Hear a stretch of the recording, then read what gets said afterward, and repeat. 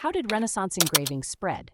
If you're curious about how Renaissance engraving spread across Europe, you're about to uncover a fascinating story of art, innovation, and widespread influence. Let's start with the basics. During the Renaissance, engraving was one of the primary techniques used in printmaking, alongside etching and dry point.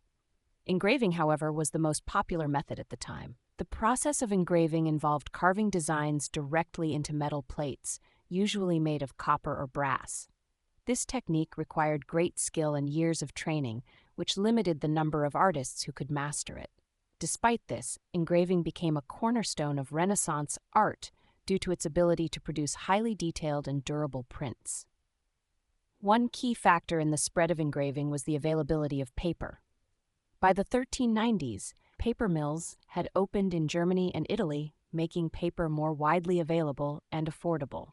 This allowed printmakers to produce and distribute their work on a larger scale. The early pioneers of engraving were largely based in Germany. Artists like Albrecht Dürer were instrumental in popularizing the technique. Dürer's engravings were highly detailed and set a new standard for the medium. His work was widely admired and emulated, helping to spread engraving techniques across Europe. As the technique improved and more artists became skilled in engraving, it began to spread to other regions such as the Netherlands, Italy, and France. In these areas, local artists adapted and refined the method, creating their own unique styles and contributions to the art form. The professionalization of engraving also played a significant role. By the mid-16th century, print publishers like Hieronymus Koch in the Netherlands began employing etchers and engravers to create prints after designs by other artists. This standardization and expansion helped engraving become a staple of Renaissance art production.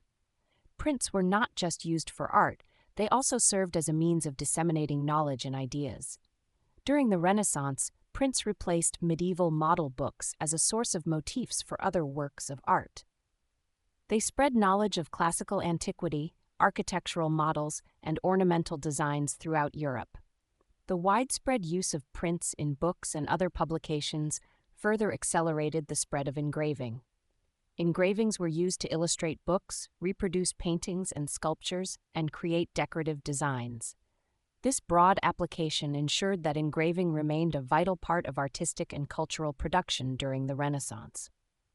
In summary, the spread of Renaissance engraving was facilitated by the availability of paper, the skill and innovation of early artists like Albrecht Dürer, the professionalization of the field, and the widespread use of prints in various forms of media.